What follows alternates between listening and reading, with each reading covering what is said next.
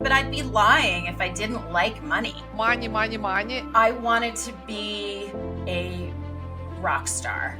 We get what we wish for, and then we take the actions, right? Oh, I'm divorced, or oh, I wish I was. A woman is Everything. We have like one life to live. I say that we have every day is a new life. Make your decision quickly and then change your mind slowly. You wanted to do something, but then you never did that. It may not look like what you think, but it will come and it will be wonderful. Welcome to Escape the Matrix podcast with Ella Rivkin. Let me ask you this. Now, as we're gonna move to something more personal on a very deep level to you, and you already briefly mentioned even about that your daughter, and then how she asked about her father. So let's move to the motherhood and your journey to becoming a mom. Now, let me ask you this: what does it mean for you being a mom? I mean, it is my most purposeful job, experience, humanity. I mean, I could not have understood that until I became a mom. But it is really my reason in so many ways for being. She is she is amazing, but watching a person become a person and helping to move the needle to become the best person that they can be is such a privilege. And I don't take it for granted, especially because my journey was really hard and long. And, it was a lot of very, very, I spent 4 years on fertility. I did 6 rounds of IVF, 4 rounds of IUI. I changed everything in my home, from the materials in my home to the pots and pans to the paper that I touched at work, there's an enormous amount of hormonal activity that happens when you're on all of these medications and doing all of this, and it's hard. Like it's like you're going through like hypermenopause for 4 years, and so I had to, as I said, you have, sometimes you have to let go of people, places, and things. I had to let go of behaviors that I had to let go of relationships that were not serving that goal, or didn't support that goal. And I had to, learn how to take care of myself in a different way.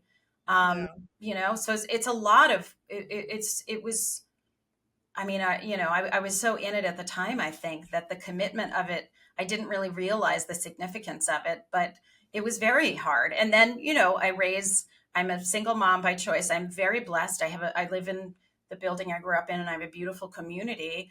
My parents live in the building. They are in their 80s and need help as well. So I'm kind of in that, they help, and I'm blessed that they're there. I love that she's got such a wonderful relationship with them, but it is a lot of work to, I have her, my parents, the dog, like, it's a lot of work to sort of keep these things going without, burning out. And then emotionally, yeah, that's what we're kind of at is, now you have questions about where my dad is, or do I have a dad? Or, she feels very whole. I know that, but she gets questions from other kids about it. And all of these things, it's not just, what is it? Like, a badge of honor, like I am a single mom by choice, like it's real, because you're like any other mother. You're raising your child the best that you can with what you have and what you don't have to give. And it's hard to not have what you don't have to give them. And, you want to give them everything, but there's no such thing as that. So it's like a level of mom guilt that I think moms everywhere feel. It's just mine topically are in this bubble. Yeah. Wow. Wow. I'm sure that it was not only, as you mentioned, a hard and a long journey, but it was a journey filled with the strength and lots of love. And at the end of the day, it's all worth it. It's very rewarding. I mean, being a mom and having this beautiful daughter that you have right now, and seeing how like you impacting someone else's life and leading, by the way, leading by an example. Right. Yeah. Wow. And it doesn't, I mean, my experiences with my daughter, like that's where it really ignited, but it's not like that doesn't exist only if you're a mom, Yeah. like you don't have to be a woman and be a mom to Yeah. experience that shift. And I think that's also a piece of the one of those shameful secrets that we don't share. I had a lot of these when I got divorced. Suddenly, I was very ashamed at the time. And suddenly I had people coming at me like, oh, I'm divorced, or oh, I wish I was divorced. And it's a different conversation. But then also when I was trying to have her, I really kept it close to the vest for a long time. And when I Yeah. finally started talking about it, there were a lot more people that were going through that or had experiences or never got to the point where they ended up having a child. And, so it's not mutually exclusive to the experience that you have of like, well, if I'm a mom, then this, or if I'm a working mom, then that. Like, no, it's all the emotional stack is similar. The details are what makes us like I'm a blonde, you're a brunette kind of thing. But the Yeah. emotional stack of what you're going through to like live your dreams and Yeah. And I mean, listen, I have to give it to you. So your determination and then your strength and the focus to get to your dream. Wow. I'm just stubborn too. Like I'm so so stubborn. So it can work for evil a lot of times, but sometimes for good. Yeah. Well, but at the end of the day, we get what we wish for, and then we take the actions, right? Mm-hmm. Yeah. Wow. May we all, right? Yeah. If we, Yeah. yeah, Wow. if we take the actions, that it shall come. It may not look like what you think, but it will come, and it will be wonderful. Wow, I love this. Yeah, I Meaningful. love this. Yeah, this is amazing. Yeah. And I also love to say and I think it's probably will relate to your story as well, is you said like, yes, you're very stubborn. Well, stubborn, determined. And if you have like this goal and a wish, I would always say I would rather be disappointed versus regretful, because the last thing Mhm. that you want to have is the regret that you wanted to do something, but then you never did that. That's so true. So That's great. I would rather be, um, what is it, than regretful. disappointed. Yeah. Disappointed. I'm like, I can't. But perimenopause is definitely kicking my butt. Yeah. I'd rather be I'd rather be disappointed than regretful. It's such a good statement. It's so invaluable. And at a point in life, you start seeing it more and more, but learning that when you're young is like the biggest get, like learning that as early as you can and teaching that as early as you can. It's such a important lesson. Yeah, absolutely. And another thing, to that is, listen, and another thing is that every day, the way I look at it is that every day is a new day. Some people say we have like one life to live.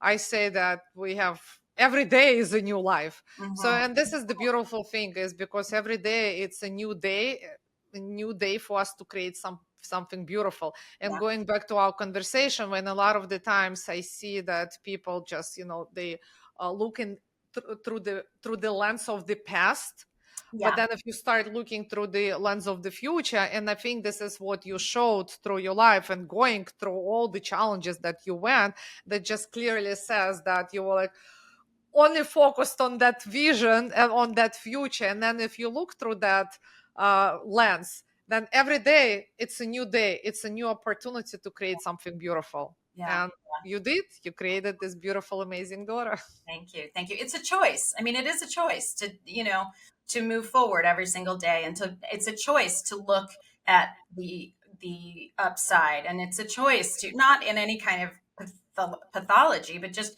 it is a choice to look at the world and see the opportunity and the possibility and the ability to grow in it. It is a choice, and it is a daily choice. So you can't just, it's like working out. You can't just Yeah. work once and have a six pack. It's daily. Absolutely, exactly. Yeah, I love that. I love that, and it all goes not just in our personal life. For those of you that are listening, so it's not just about the motherhood, having the children. So it's in everything. And just like Carolyn, you already even shared with us with all of your career throughout the business. So it's a choice, and you switch your careers throughout all these years and many times. And actually, now that we felt the depth of your story on the motherhood, and trust me, the ending is worth staying. So make sure that you are staying with us till the end for those of you who are watching. So now I actually do want to start talking about the leadership, the success, and the money. So you had a quite interesting career. Yes. So I'm just curious how you see all of this today. What is your definition of success today? That's my definition of success, is feeling like at the end of the day good about myself, but I'd be lying if I didn't like money. I'd be lying if I didn't want money and opportunity to be able to pay for nice things and to pay for experiences that I can create with my family and friends. Like, this is not something that I think should be shameful. This is part of what success in life is being able to experience and appreciate the wonderful things that we're living in a world that requires that. To get that, there's no shame in that. It's not got more or less value than me being able to cuddle with my daughter. I mean, being able to cuddle with my daughter is the best, but also being able to pay for my life so I can in fact have a daughter. I was very, when I was trying to figure out how to pay for getting pregnant, like that was important too. And being able to do that, and I took out a loan at some point to do that as well, because it was to a specific society, and I wrote a letter saying I make a nice living. I don't make enough money to be able to spend this on this. At this point, I'd already spent several, like six figures in there, well into six figures to do it. But I was very specific. I was like, I'm grateful and so appreciative that I can, because I want to be able to give her a life that I dream of. But I also need help to do it right now. So like discounting one for the other, I don't know, is not my thing. But yeah, like my transitioning from one career to the other is because I actually learned how to find the possibility in each environment. Like I didn't, I am a Nepo baby in TV. Both my parents were in that industry. It was around my kitchen table. I understood the language early on. I very much had opportunities that other people would not have, and then had the understanding of how to leverage those opportunities because I understood it. However, when I left that and got into finance, I mean, I had friends in finance, but nobody that was like, I didn't have a degree in finance. I was not good at math. Like, I was great at budgeting, but I was not like a mathematician or economist or anything like that, or a business person in that way. So it was very much me using my understanding that I learned how to make things work and how to move forward and how to take action quickly and how to find how I can serve the moment, not how the moment can serve me. And with that, I was very open about it. And it really like helped. It gave me the confidence, the courage, and the ability to walk into a room and say, I don't know what I can do here, but I know I can do something. So while I'm trying to figure that out, what can I do for you? And Obama said, like, when you walk in, when somebody comes to you and says, what can I do for you? Like, how can I help this situation? You hold on to those people, like as a leader and as a follower. When somebody comes to me as a leader and says, what can I do here? Those are the people that I want to invest in, not the people that I don't care if they're trained. I want the people who want to be trained. Getting trained, for the most part, is pretty, it's straightforward. It might not be easy, but it's straightforward. So going into these new careers is really about seeing what is there, seeing what you can do at the moment, because then once you're there, you see the openings of, oh, wait, I can do that. And then you open your mouth and you say, can I do this for you? I can do that. Can I do this for you? That's how my entire career has been built, is by seeing the holes of what they need and understanding what I can do And sometimes, leading, when I don't know 100%. You're never 100%. Even when Yeah. you're super successful, Yeah. like it being somewhere between 40 and 60 in the ability, and then another, like, I'll figure it out, know that you'll figure it out, and then work your ass off to do it. It's enough for anybody who's watching right now, especially. Like, you have enough to do it. You just have to reframe it and take action. It's very powerful that way. It Yeah. sounds like, it's sometimes I feel like I sound like, oh yeah, it's super, like, but it is not that simple, and also equally that simple.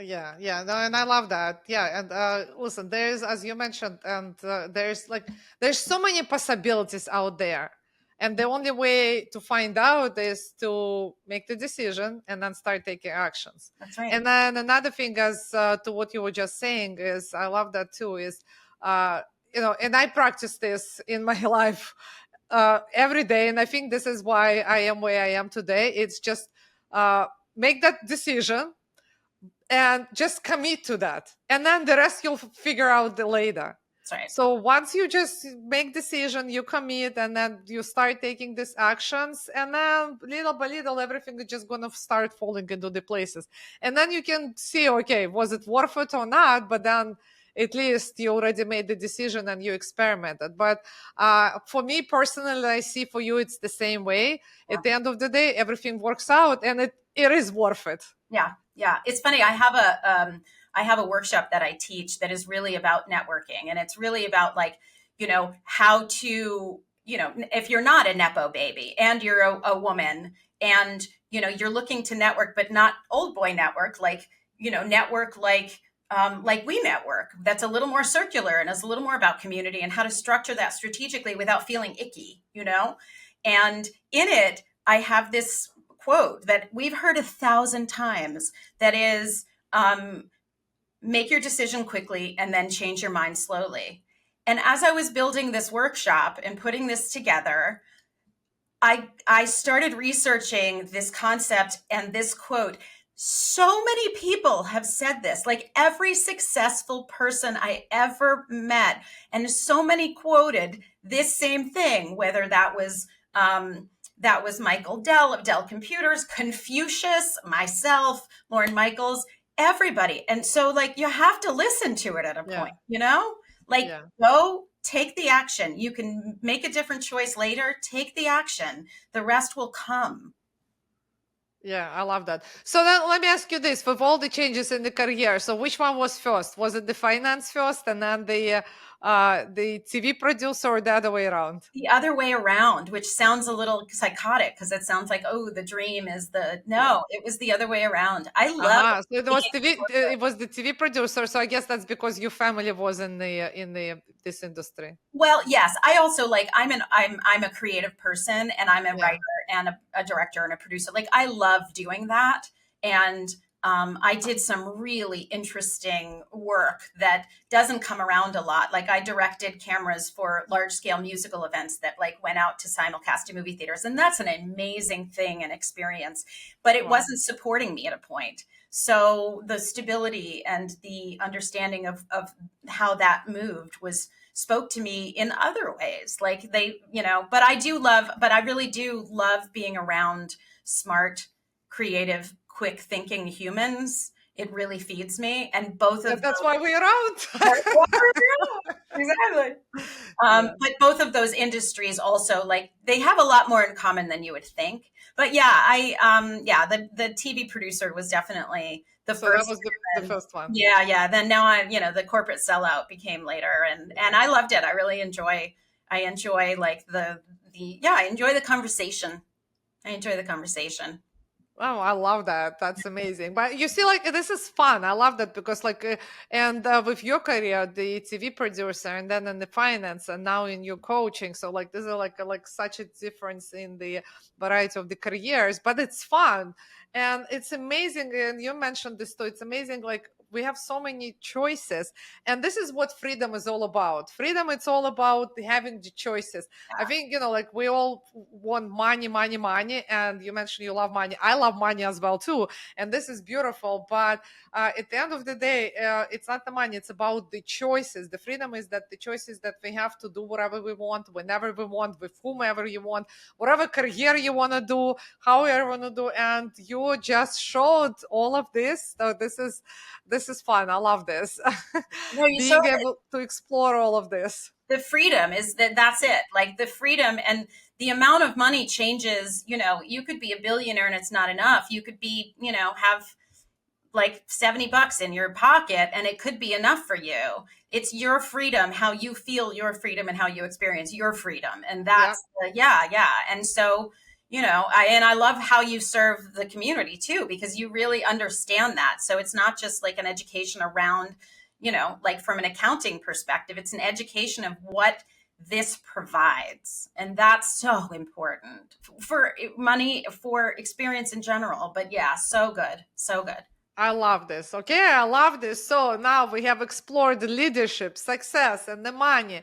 But what Carol says at the end may shift something deep inside of you. So now let's wrap with a few philosophical reflections. So the bigger question about the freedom, as we're talking about the freedom, the legacy, and what actually really means to you escape the matrix, because the name of my podcast is Escape the Matrix. So I'm just curious, what does it mean to you to escape the matrix?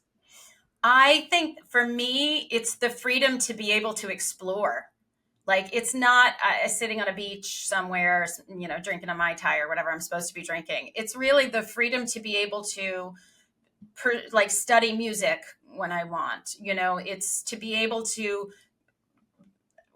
just like start speaking and helping and coaching. It's to be able to travel and to have experiences with my family and friends, to be able to, it is the freedom to do what I love, and the grace to that can change. That's the freedom, is that if it changes, I can still do that.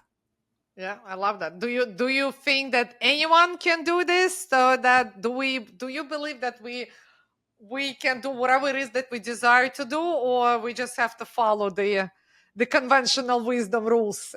I mean, that's an obvious no. I definitely, there's no conventional wisdom. I've never seen anything that's conventional that is also wise. Yeah. So no.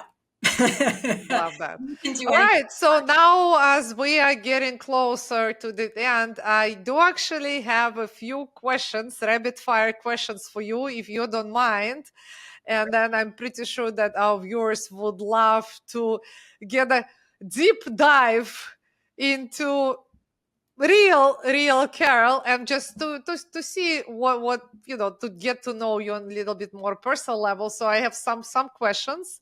Some of them might be very tricky questions, just out of the curiosity to see like what you respond to that. Are you all for it? Absolutely. I'm a sort of open book. Okay, I love this. Okay, so then just just see what sparks inside of you. You don't have to overthink, so just like a short answers. You got it. All right, so I guess then let's do this. What is it for you, morning or night? Oh, night. Your superpower? Being able to think in a billion different ways outside of the box. Love this. A book that changed your life? Why does the cage bird sing, Maya Angelou? Okay. What's one word that describes you? Badass.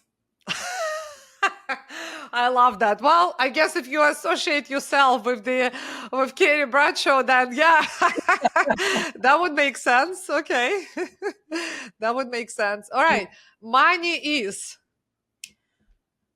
Freedom. Okay. What brings you joy? Snuggling with my little girl in a cozy blanket. I love this. Love this. A woman is Everything. Wow, very powerful. And I think you are living proof of that. Yeah. Okay. One thing you are afraid of. Oh, being alone. Oh, Being alone. Not in a, I mean, now I'm going to answer it, but not in a, I'm very comfortable being by myself, but feeling alone, even feeling in a lonely. room full of people. Yeah. Yeah. Feeling alone. Yeah. Well, thank you for sharing. Most important threat of a leader. Listening. Yeah, Listening. I think I need to work more on that. Yeah, That's for we all sure. do. We all do. All right, a childhood dream. I wanted to be a rock star. Okay, so I guess that's something to start working on towards you again. Career changes at some point. I was in a rock band in my 20s. There is an album on Spotify with my name on it in a rock band. So, Mhm. but no, I was not a rock star. And it wasn't, it was, yeah. Well, you still have time. Yes, you always have time. That's right. That's That's it. absolutely You right. always have time. Okay, I 100%. love that. Always have Uh, time. what's your gut telling you right now? What's my gut telling me right now? To go with my gut. To go with my gut. That right now, having faith in my gut is the right moment, is the right move. So what is that? Is it becoming a rock star? It's becoming, it's becoming, it's reaching more people with my speaking and trying to like really get that message and get the tools to be able to really live your life fully and expand it as you want. And so women can do that is really like, that's what my gut is telling me right now, is that this is far more important than, some of the sacrifices that I've made to do it at this point. Yeah, love that. Love that. Okay. A habit you love. Oh gosh. A habit I love is I, this is so ridiculous. I brush my teeth first thing in the morning before I do anything. And it wakes me up. I don't know why that's the answer, but that's the answer. Okay. All right. Cool. All right. Okay. Life's biggest lesson. Mm, don't give up. Love this. Love this. And lastly, one person living or a past you would love to have dinner with. Oh, Ella Fitzgerald. Mm. Ella Okay. Fitzgerald. And why is that? I mean, she is my favorite singer ever. She lived a very interesting life, and was a gentle soul in a very ungentle environment, from what I understand, and a powerful person. And I just admire her and what she did and how she brought beauty into music through so much pain. Oh, I love this. Yeah, Love this. yeah. So I also wanted to ask you. So my life motto is it's all in your hands. What does it mean to you? Mm. Wonderful. That if you want it, you can do it. If you want it, go after it. It's in your hands. You can keep going. It's up to you. It's in your hands. You have the power. You have the control. I don't really think, I know that's like a little triggering for some people, that word, but you have the ability to make your life what you see it to be. I love this. Yeah. And you are living proof of that. And well, friends, this was a truly, truly special episode of the Escape the Matrix podcast. Today, we took a real look behind the scenes of Karen's life. I hope her story resonates deeply with you. I believe that through these stories, through connecting to other people's stories, as this is how we connect, reflect on our life, and this is something that helps us to move forward. That definitely helped me. And I hope that some of it will resonate with you on a deep level as well.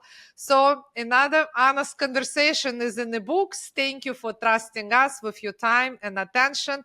And thank you so much, Carol, for showing up with such honesty and heart, and for sharing all of your stories. And this was phenomenal and amazing. Thank you so much. Thank you for having me. It was a great conversation. I loved your questions and I loved just talking to you. I think you're just a fabulous woman and Thank you. admirable. Thank you so much. Thank you. And to all of our viewers, take care of yourself. And all of you are beautiful, beautiful people. And remember, the most meaningful stories begin where the matrix ends. Welcome to Escape the Matrix podcast with Ella Rivkin. So goodbye for now, dear listeners and viewers, and we'll meet again just behind the edge of the matrix. But before you're gonna go, just one more thing that we're gonna ask you, me and Carol, follow us so you never miss a powerful conversation. Look up Carol's podcast as well, and share this episode with someone who needs to hear this, who needs to hear the story, or maybe someone who is going through the challenges, and then this way they can connect and this will help them to overcome these challenges. Leave a comment or DM us what some of the themes or stories you would like to hear more. And if you have a story worth telling, reach out to us. We would love to hear it. Me and Carol, she has her own podcast as well. You know, on my podcast, we talk about everything, really. We talk about neurodiversity, we talk about sex, we talk about finance. There's a fabulous episode that all of your listeners or watchers should check out of you, where you really talk about arming women with information around their finances and how to really make a difference. You know, we talk about it's just the ideas to really teach people. It's like an opportunity to be able to give people information and stories. Yeah. That to know they're not alone and that they can take, like we, you, me, them, we all can take the lead on our own lives. And that looks different for everybody. And I want to share those experiences, whether they're from my solo shows of my own experience of life looking different. You know, I did an episode of my daughter asked for a dad. Like that was quite Oh, wow. Yeah. To, you know, I had, well, like I said, and then I had like one of the top neurodiverse experts within this space, you know, talk about like, and it's a guy, but you know, it's still like, it's very valuable, like on how he uses that to maximize his entrepreneurship, his business, and how to parent his daughter. So it's all, you know, and so that's what my podcast is about. It's kind of a love affair with just making us all better. And yeah. Wow. I love that. Yeah. This is very powerful. Mm-hmm. So your podcast shows how powerful all these stories and conversations are, and every minute of the conversation holds value. But the final one must just be the one that lands in your heart. And also, I would like to give and share very, very deep gratitude to everyone who supports this podcast. By the way, Carol, you can resonate with me. I mean, to put the podcast together, to do all of this, it takes so much of time and energy. So I just want to say special thanks to our amazing team behind the scenes who makes it all possible. And stay tuned. In our next episode, we're going to dive deep in another honest, raw, and inspiring story you wouldn't want to miss. And remember, guys, it's all in your hands. Thank you for watching. Welcome to Escape the Matrix podcast with Ella Rivkin.